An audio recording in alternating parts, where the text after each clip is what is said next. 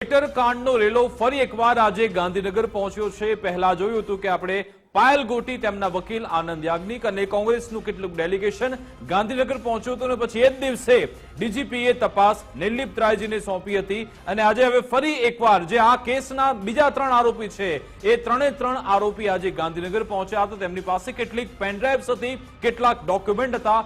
તેમનું એવું કહેવું છે કે આ ખૂબ જ મહત્વના પુરાવા છે, આ બાબતે પણ તપાસ થવી જરૂરી છે। આખરે શું રજૂઆત કરવામાં આવી નિર્લિપ્ત રાયજીને? આ લેટર કાંડના આરોપીઓ મનીષ વગાસિયા હોય કે પછી અશોક માંગરોડિયા હોય કે પછી જીતુ ખાતરા હોય, તેમનું એવું કહેવું છે કે આ રાજકીય ષડયંત્ર છે। મનીષ વગાસિયાએ તો એવી પણ રજૂઆત કરી હતી કે આ લેટર અસલી છે અને સહી પણ અસલી છે અને ત્યાં સુધી આજે તો મનીષભાઈ એમ પણ કહ્યું કે કિશોરભાઈ જે છે તેમના પર દબાણ હતું આ ફરિયાદ નોંધાવવાનું, એટલા માટે તેમણે ફરિયાદ નોંધાવી છે અથવા તો તે આ બાબતે કોઈ ફરિયાદ નોંધાવવા તૈયાર પણ નહોતા। પરંતુ આજે આખરે કેમ તે નિર્લિપ્ત રાય જોડે પહોંચ્યા છે તે માટે અલગ અલગ જે કડીઓ છે તે પણ સાધવી જરૂરી છે, કારણ કે હવે આજે જ ગુજરાત ફર્સ્ટે બ્રેક કર્યું છે। સૂત્રો તરફથી જાણકારી એ મળી છે સોમવાર સુધીમાં આ રિપોર્ટ નિર્લિપ્ત રાયજીનો રિપોર્ટ સબમિટ થઈ શકે છે અને કદાચ એ બાબતે કોઈ મોટા પગલા લેવાઈ શકે છે, કોઈ મોટો ધડાકો થઈ શકે છે, કોઈ મોટો ટ્વિસ્ટ એન્ડ ટર્ન આવી શકે છે આખા ચેપ્ટરમાં। અને એ બધાની વચ્ચે આજે આ બધા આરોપીઓ જામીન પર મુક્ત થયેલા આરોપીઓ ગાંધીનગર પહોંચ્યા। આમ તો તે નિર્લિપ્ત રાયજીને મળવા માટે તેમણે પહોંચ્યા હતા, પરંતુ ત્યાં નિર્લિપ્ત રાયજી નહોતા, એટલા માટે પછી ડીજી ઓફિસમાં પહોંચ્યા અને ત્યાં પણ આ બધા પુરાવા તેમણે સબમિટ કર્યા છે। કયા કયા આરોપ તેમણે લગાવ્યા છે તેમનું કહેવું છે કે પહેલા તો અમે જ્યારે જેલમાં હતા ત્યારે જેલમાં નિર્લિપ્ત રાયજી અમારી પાસે આવ્યા હતા, અમારી પાસે કેટલાક સવાલ તેમણે પૂછ્યા હતા, પરંતુ એ વખતે અમે જે તે પોલીસ કર્મી હોય કે પછી જે નેતાઓ હોય તેમના નામ અમે નિર્લિપ્ત રાયજીને આપી શક્યા નહોતા, કારણ કે અમને ફક્ત એમનો દેખાવ, હાવભાવ ખબર હતા, એનું અમે ખાલી ચિત્રણ કર્યું હતું। પરંતુ અમે જ્યારે બહાર આવ્યા, જેલમાંથી બહાર આવતા અમને બધાના નામ ખબર છે, એ વ્યક્તિનું કોની સાથે કનેક્શન છે એ બધી અમને ખબર છે, એટલે જ અમે બધા નામ આજે નિર્લિપ્ત રાયજીને આપવા માંગીએ છીએ કે સાહેબ આ લોકોની પણ તમે તપાસ કરો। તેમનું ત્યાં સુધી પણ કહેવું છે કે જ્યારે અમને એસપી કચેરી લાવવામાં આવ્યા હતા, એ એસપી કચેરીમાં જ્યારે અમે 4 ને અમને જ્યારે રજૂ કરવામાં મીડિયા સમક્ષ, ત્યારે એક પોલીસ કર્મીએ ફોન કર્યો હતો કે સાહેબ આ 4 લોકો આવી ગયા છે। તો આ મનીષભાઈનો સવાલ એ છે કે એસપી તો સામે જ બેઠા હતા, તો પછી આ પોલીસ મહાશય કોને ફોન કર્યો તેમનું કોલ રેકોર્ડિંગની પણ તપાસ થવી જોઈએ। ઘણા બધા ગંભીર આક્ષેપ લગાવવામાં આવે છે, પરંતુ મુફદ્દલ હવે નજર આ રિપોર્ટ પર રહેશે અને આ જે એક મોટો આમાં વળાંક આવ્યો છે કે ભાઈ આજે હવે લડત લડી રહ્યા છે આ બધા 3 આરોપીઓ। પાયલ ગોટી અત્યારે કશું નથી બોલતા, પરંતુ 3 આરોપી પણ એક બીજી લડત ચાલુ કરી છે। સૌથી અગત્યની બાબત જે ગઈકાલથી સતત આગળ એમાં એડ ઓન થઈ રહી છે, ગઈકાલે પણ જ્યારે આ લોકોએ પ્રેસ કોન્ફરન્સ કરી હતી ત્યારે પણ જે વાત ઉપર આપણે ચર્ચા કરી હતી મુદ્દાની વાતમાં, આજે પણ એમાં 2 બીજા નામ ઉમેરાયા છે। જી, ગઈકાલે જ્યારે આપણે મીડિયા સમક્ષ આવીને એવું કહ્યું આ ત્રણેય વ્યક્તિએ કે દિલીપ સંઘાણી અને નારણ કાછડિયાનું નામ લેવા માટે અમને દબાણ કરવામાં આવ્યું। કોણે કર્યું? તો કે પોલીસ દ્વારા દબાણ કરવામાં આવ્યું।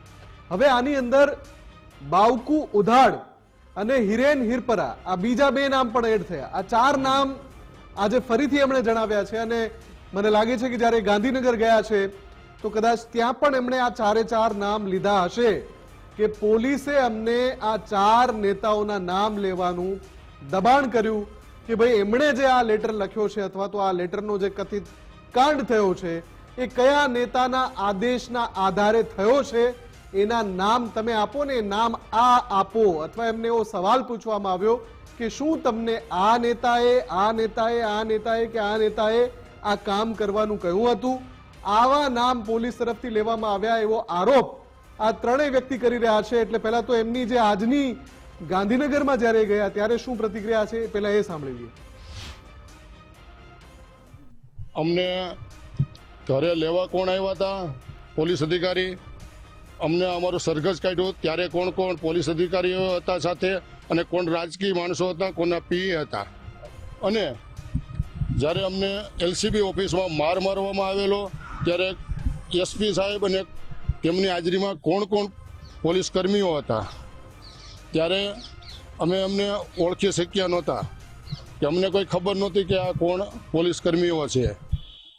અમે જેલમાંથી બહાર આવ્યા પછી આપને જે અમારા સરઘસ કાઢ્યું ત્યારે વિડીયો ઉતારેલા. એસપી સાહેબની સામે અમને જે પ્રેસ કોન્ફરન્સ એમણે કરી અમારી અટક કર્યા પછી, ત્યારે આપના જે મીડિયામાં જે આપના વિડીયો બધા જોયા અમે, ત્યાર પછી અમને એવી ખબર પડી કે આ અધિકારી અમને લેવા આવ્યા હતા ઘરે. આ અધિકારી છે એ અમારા સરઘસ કાઢ્યો ત્યારે હતા. આવડા રાજકીય માણસો હતા, એમના પીએ હતા, અને આ લોકો મારવાવાળા હતા. તો અમે એની આઈડી પરેડ માટે અહીંયા રજૂઆત કરવા આવ્યા છીએ. એમાં પ્રૂફ સાથે આવ્યા છીએ. પેન ડ્રાઈવમાં બધા વિડીયો પણ સાથે સામેલ છે.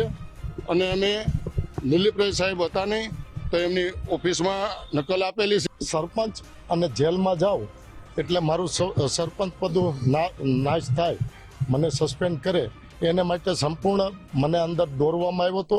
એવી જ રીતના નિહારભાઈ કાલાવડિયા સરકારી નોકરિયાત છે, જિલ્લા પંચાયતના નોકરિયાત છે, અને ધારાસભ્ય શ્રી કૌશિકભાઈ વેકરિયા નાયબ દંડકના પીએ છે. એ પણ સરઘસમાં એવિડન્સ સાથે અમે આવ્યા છીએ કે અમારું સરઘસ કાઢ્યું ત્યારે એમની હાજરી છે, એમના પ્રૂફ છે. ત્યારબાદ સાંસદ શ્રી ભરતભાઈ સુતરિયાના પીએ દિલીપભાઈ સાવલિયા, જેઓ એક આગલી ટર્મના તાલુકા પંચાયતના સદસ્યશ્રીના પતિ છે અને સાંસદશ્રીના પીએ તરીકે અત્યારે ફરજ બજાવી રહ્યા છે. એ પણ એમાં હાજરી હતી. એમના પીએ હોય એટલે સ્પષ્ટ થાય છે કે ભાઈ એટલે ઘણા બધા આરોપ ગાંધીનગર પહોંચીને આ તમામે કર્યા છે, પણ એમાં બે ખૂબ જ અગત્યના મુદ્દા છે. એક તો વિકાસ નિર્લિપ્ત રાય જ્યારે એમને પોતે મળી ચૂક્યા છે એવા એક અહેવાલ, ભલે એની સત્તાવાર પુષ્ટિ નથી થતી, પણ આ ત્રણેય પણ કહ્યું કે આ એમને મળવા આવ્યા હતા. તો એ જ્યારે મળવા આવ્યા હતા અને ત્યારે એમણે જે રજૂઆત કરી, એ પછી એમના બહાર આવ્યાના 24, 36, 48 કે 72 કલાક પછી એમના તરફથી જે પણ સબમિટ થાય, શું એને નિર્લિપ્ત રાય ધ્યાનમાં લેશે? અને હતા નહીં, એટલે કે આ લોકો જ્યારે મળવા આવ્યા ત્યારે એમણે કોઈ પહેલા કોઈ સંવાદ કર્યો હોય, કોઈ કમ્યુનિકેશન કર્યું હોય એવું લાગતું નથી. એ સીધા જ આવ્યા હશે અને પછી જ્યારે આ સબમિટ કરી રહ્યા છે એમની ગેરહાજરીમાં, તો શું એ માન્ય રખાશે? એ પણ એક મુદ્દો છે. કેમ કે જો એમ નિર્લિપ્ત રાયજીને જે પૂછવાનું હતું એ તો એમને પૂછી લીધું છે, અને બહાર આવ્યાના અમુક કલાકો પછી જ્યારે આ થયું છે ત્યારે એ પણ એક સવાલ ઉઠવાનો છે. અને બીજું સૌથી અગત્યની વાત છે કે આ નેતાઓના નામ જે એડ થઈ રહ્યા છે, એ દિવસે બોલવાનું ભૂલી ગયા હતા કે શું એ ખબર નથી, પણ 4 નામ એ બોલ્યા છે. તો આ 4 નેતાની પ્રતિક્રિયા આવે તે ખૂબ જ અગત્યની છે. આજે પણ આપણે પ્રયાસ કરી રહ્યા છીએ. નારણ કાછડિયા સાથે સંપર્ક થઈ શકતો હોય તો એમને પણ કોલ કનેક્ટ કરો. બાવકુ ઉધાડ અને હિરેન હિરપરા તો લગભગ કોલ રિસીવ નથી કરી રહ્યા. પણ આમાં મુફદ્દલ જે રીતનો આમનો પક્ષ છે, તો ભલે એમના આરોપ છે તો આરોપ વિશે તપાસ થવી પણ જરૂરી છે, કારણ કે જો 360 ડિગ્રી તપાસ કરવામાં આવતી હોય તો એક પણ એંગલ આમાં ન છૂટી જાય તેની તકેદારી રાખવી જરૂરી છે. પરંતુ આમાં પહેલાથી એક નામ એ આવે છે કિશોરભાઈ કાનપરિયા, અને પછી અહીંયા કૌશિક વેકરિયા. શું નિર્લિપ્ત રાયજીએ તેમના કોઈ નિવેદન લીધા છે કે કેમ? શું તેમની કોઈ તપાસ કરી છે, અથવા તો તેમનો કોઈ પક્ષ જાણ્યો છે કે કેમ? મીડિયા પાસે તો એવા કોઈ સમાચાર આવ્યા નથી. જે રીતે આપણે આપણા સૂત્રો તરફથી જે બધી જાણકારી આપણને માહિતી મળી તે રીતે આપણે બધા સમાચાર ચલાવ્યા. જો કે મોટા ભાગની જે પૂછપરછ છે તે અમરેલી સર્કિટ હાઉસમાં જ થઈ હતી. લગભગ 48 કલાક સુધી તે ત્યાં રહ્યા હતા. તેમની આખી 26 સભ્યોની ટીમ સાથે તેમાં કિશોરભાઈને બોલાવવામાં આવ્યા હતા, અમરેલી એસપીને બોલાવ્યા હતા, એલસીબી, એસઓજી બધાને બોલાવ્યા. પાયલ ગોટીની પણ 4 કલાક પૂછપરછ થઈ હતી. આ 3 આરોપીને જેલમાં જઈને તેમના નિવેદન લેવામાં આવ્યા.